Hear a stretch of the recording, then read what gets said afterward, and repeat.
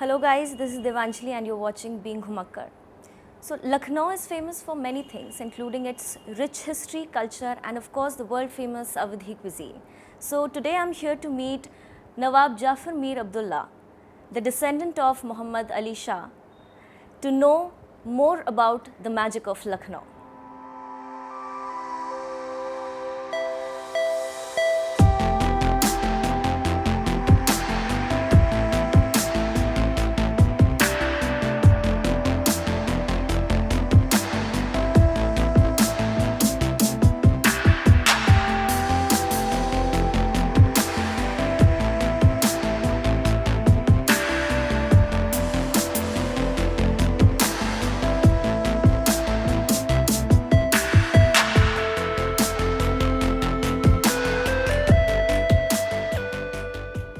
नवाब साहब बहुत बहुत स्वागत है हमारे चैनल में आपका। शुक्रिया। सर कहते हैं कि लखनऊ को पहले लक्ष्मणपुरी के नाम से जाना जाता था जो अब हमारे लिए लखनऊ है, तो क्या है लखनऊ? देखिए, राजा रामचंद्र जी जब 14 साल के वनवास के बाद अयोध्या वापस आए तो उन्होंने अपने छोटे भाई लक्ष्मण जी को ये इलाक़ा दिया जिसको लक्ष्मणपुरी, लखनपुर, लखनऊ और बाद में लखनऊ कहलाया। अकबर आज़म ने राजा टोडरमल जो कि अवध के ही थे उनको एक असाइनमेंट दिया कि पूरे हिंदुस्तान को 12 सूबों में तकसीम किया जाए, जिसमें एक बहुत बड़ा सूबा अवध का था। अवध संस्कृत से लफ्ज़ लिया गया, वध यानी डिस्ट्रक्शन, अवध जिसको डिस्ट्रॉय ना किया जा सके। तो इसके जो हदूद थे, इसकी जो बाउंड्रीज़ थीं, 3 तरफ तो नेपाल से मिलती हैं और वेस्टर्न साइड में गंगा के इस किनारे तक, उन्नाव के आगे, अवध बहुत ही ज़रख़ेज़ इलाक़ा था, बहुत ही फर्टाइल था, एग्रीकल्चर यहाँ बहुत अच्छा था, स्पिरिचुअली बहुत स्ट्रॉन्ग था। राजा रामचंद्र जी, कृष्ण जी, कबीर, मतलब ज़्यादातर जो आप देखते हैं कि जो सूफ़ी और सेंट्स हैं वो अवध में गुज़रे। अब ये हुआ कि जब ये सूबा बन गया तो एक सूबेदार की भी ज़रूरत पड़ी, तो शेख अब्दुल रहीम को यहाँ का सूबेदार बनाया गया जो कि शेखज़ादे थे। उनका मकबरा यहाँ के ऊपर है जो कि लाल पत्थर से बना हुआ है और वाहिद ऐसी एक इमारत है जो कि पत्थर की बनी हुई है। उनका ख़ानदान, उनका क्लैन चलता रहा और यहाँ तक कि यह नौबत आई कि वो ऑटोक्रेटिक हो गए और उन्होंने जो अवध का खराज था, जो रेवेन्यू था, वो मुगलिया ट्रेजरी को भेजना ख़त्म कर दिया। उन्होंने यहाँ पर एक पंचमहला बनवाया, उसका एक बहुत बड़ा फाटक था जो कि गोमती की तरफ उसका रुख था।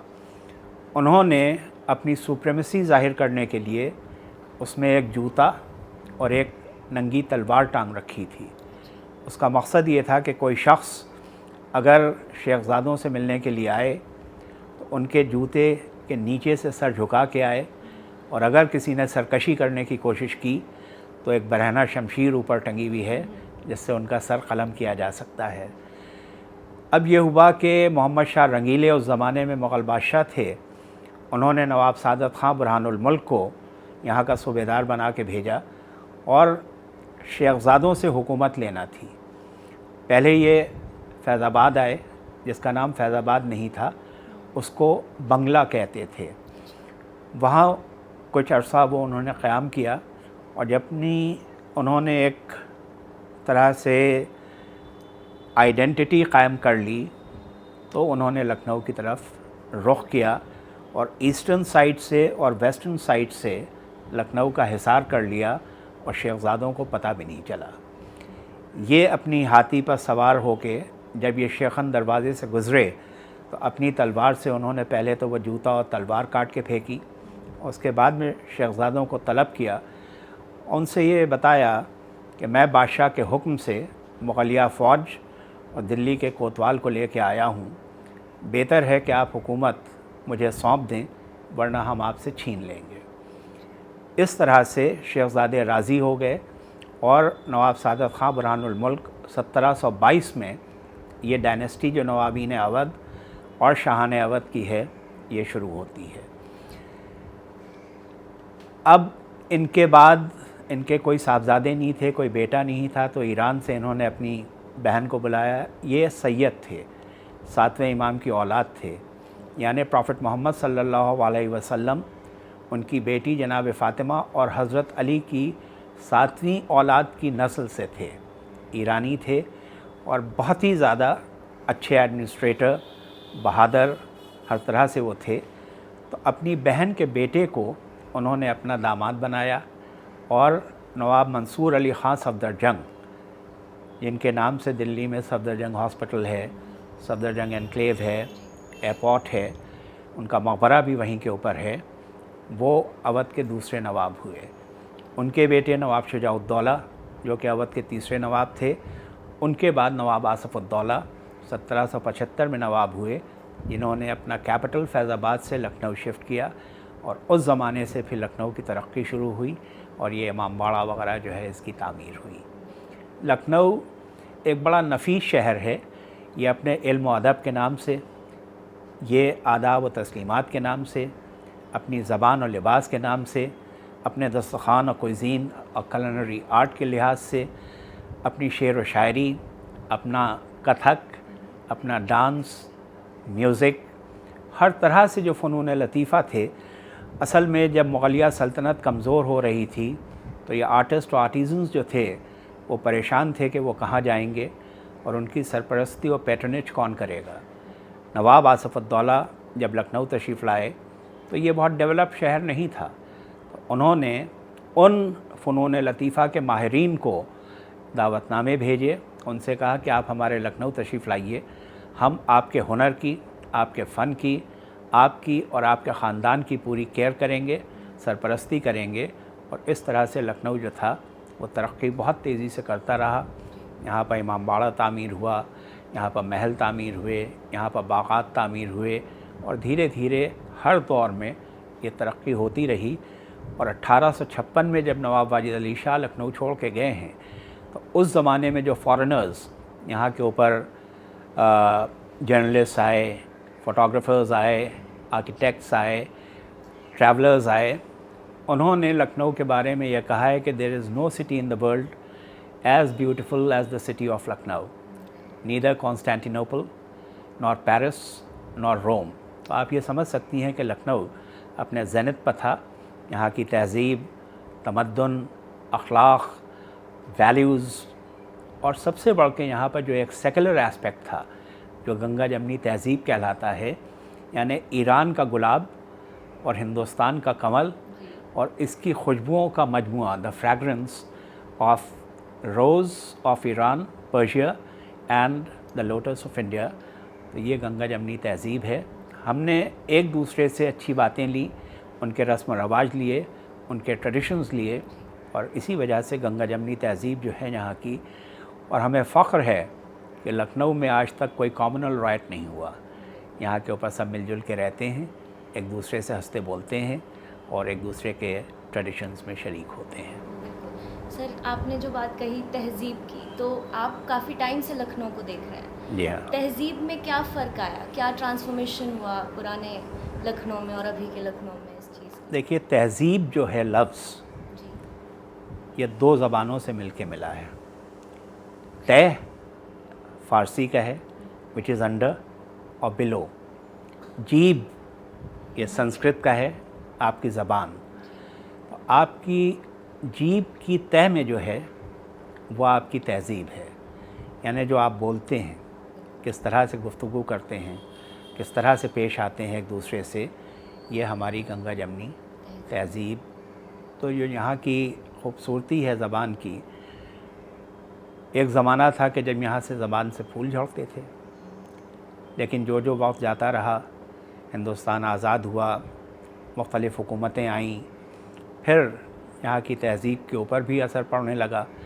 लेकिन फिर भी लखनऊ की जो तहज़ीब है, अगर और शहरों को आप देखें तो वहाँ से बहुत बेहतर है। यहाँ की ज़बान, यहाँ का अखलाक, यहाँ का पहले आपका कल्चर।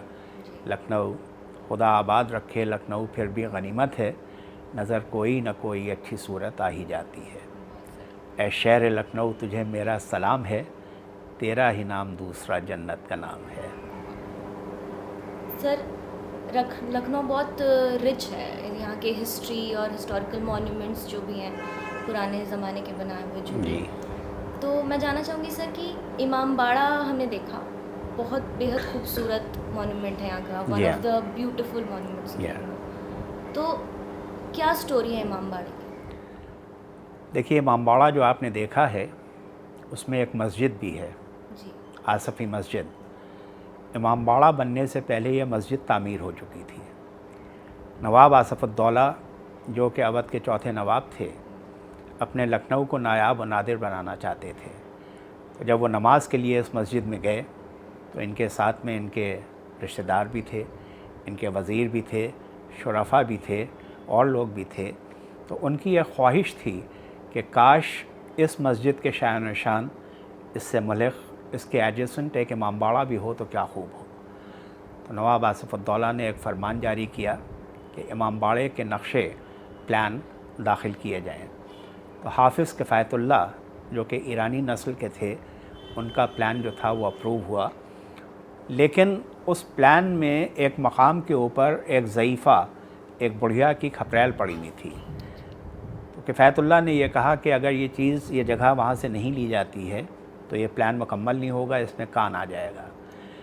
नवाब आसफ़ुद्दौला ने उन ज़ईफ़ा के पास एक पैगाम भेजा कि ये जगह आप हमें इनायत करें और इसके एवज़ में आप जो चाहें, जहाँ चाहें और जितना चाहें हमसे ले लें। तो उन्होंने साफ़ इनकार किया कि हम चूँकि अपने मौला का ताज़िया रखते हैं, यानी इमाम हुसैन अलैहिस्सलाम जो कि रसूल खुदा सल्लल्लाहु अलैहि वसल्लम प्रॉफिट मोहम्मद के नवासे थे और करबला में जिनकी शहादत हुई थी, उनके नाम का ताज़िया रखते हैं, तो ये जगह हम नहीं दे सकते। यानी साफ़ इनकार एक ऑर्डनरी ओल्ड लेडी नवाब से कर रही है। अब ये बज़ात ख़ुद बनफ्स नफीस उनके पास तशरीफ़ ले गए और उनसे कहा कि ये जगह आप हमें इनायत फ़रमाएँ और इसके एवज़ में आप जो चाहें। तो उन्होंने कहा ये जगह हम आपको नहीं दे सकते, इसलिए कि हम अपने मौला का ताज़िया रखते हैं। तो उन्होंने फ़रमाया कि जिन मौला का ताज़िया आप रखती हैं, उन्हीं मौला का ताज़िया और ज़री रखने के लिए मैं एक इमामबाड़ा तामीर करवाना चाहता हूँ, इसलिए एक गुजारिश है। तो उन्होंने 2 शर्तें रखी कि जिस तारीख़ मैं अपना ताज़िया रखती हूँ उसी तारीख़ रखा जाए और जिस जगह पर रखती हूँ उसी जगह पर रखा जाए। तो उन्होंने इनकी ये दोनों शर्तें कबूल की और लाडो साखन, वो साक़ी थी जो भिश्ती होते हैं, उनकी वो एक फ़र्द थी, लाडो साखन उनका नाम था। साखन तो पेशा था लेकिन लाडो उनका नाम था। तो नवाब आसफ़ुद्दौला ने 1784 में जब ये इमामबाड़ा बना है, लाडो साखन का ताज़िया 28 ज़िलहिज को उठता था, यानी बकरीद की 28 तारीख़ को, क्योंकि तो बाद चांद हो जाता है, फिर मुहर्रम, उसी मकाम पर वो रखा गया। उसी तारीख़ को वो गश्त करके वो ताज़िया रख दिया जाता है। पहली मुहर्रम की जब शाही ज़री का जुलूस उठता है तो शाही ज़री के पीछे लाडो साखन का ताज़िया अब भी चलता है, वो बुढ़िया का भी ताज़िया कहलाता है। तो ये मिजाज था नवाबीन अवध का कि वो ज़ोर और जबर नहीं करते थे, अपनी रियाया के साथ कितनी हमदर्दी रखते थे और उनकी फ़लाह व बहबूद चाहते थे। इसी वजह से उनका नाम है। और ये इमामबाड़ा इमाम हुसैन अलैहिस्सलाम की शहादत को याद करने के लिए बनाया गया था। उस ज़माने में कहत पड़ा हुआ था, फैमिन था, तो दिन में तो ये इमामबाड़ा तामीर होता था, लेकिन कुछ ऐसे शुरफा थे जो अगर कि दिन की रोशनी में मज़दूरी करते तो उनकी तौहीन होती। तो उनके लिए नवाब आसफ़ुद्दौला ने मशलों की रोशनी में उनसे कहा कि आप बना नहीं सकते, तो जो बना हुआ पोर्शन है उसका 1/3 आप गिराइए, ताकि उनको रोज़ी रोटी भी मिलती रहे और तामीर में ताक़ीर भी होती रहे। तो इस तरह से ये इमामबाड़े की तामीर हुई। ये बेमिसल इमारत है, 3 मंजिली इमारत है, 15-15 फ़ीट चौड़ी इनकी दीवारें हैं, 3-3 फ़ीट चौड़े अंदर से रास्ते हैं। उसमें हवा और रोशनी का हर वक्त गुज़र रहता है, कोई सफोकेशन नहीं होता। और एक छत है 330 फ़ीट लंबी और 60 फ़ीट चौड़ी। ये रूमी गेट जो है, रूमी दरवाज़ा, ये एक सिग्नेचर बिल्डिंग है लखनऊ की और ये मौलाना रूम जो थे कॉन्स्टेंटिनोपल में, उनके नाम से ये है। तो लखनऊ एक नायाब और नादिर शहर है, और अगर यूँ देखा जाए कि यहाँ पर इमोशनल कोशेंट पूरे हिंदुस्तान में जो देखा गया तो लखनऊ इज़ ऑन टॉप। यहाँ पर जो फ्रेंड्स हैं, जो अज़ीज़ हैं, उनमें आपस में इमोशनल कोशेंट जो है वो सबसे बेहतर है। बहुत सुकून से यहाँ पर लोग मिलजुल के रहते हैं।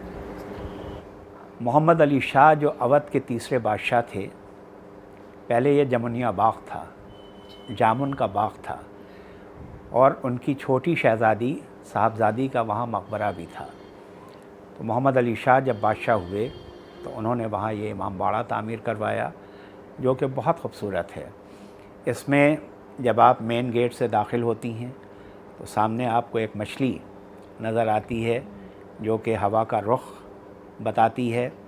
फाटक के दोनों तरफ आपको ये मेटालिक स्टैचूज़ नज़र आती हैं जिनके हाथ में ज़ंजीरें हैं।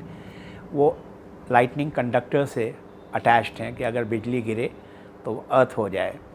बीच में एक नहर है, फिर उसके बाद में इमाम बाड़ा है, उसमें बर्मा टीक के बड़े बड़े दरवाज़े हैं, उसमें इटालियन मार्बल का फ़र्श है, उसमें चांदी लखनऊ के चिताई के काम का बेहतरीन मिंबर है, बीच में बादशाह की कब्र है, और इमाम बाड़े में जो ताज़िए हैं, जो ज़रिया हैं, जो अलम हैं, जो शैंडलियर्स हैं, नायाब व नादिर हैं।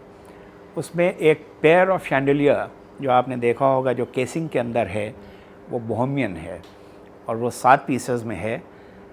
हर पीस को आप रोटेट कर सकती हैं विदाउट डिस्टर्बिंग द 6।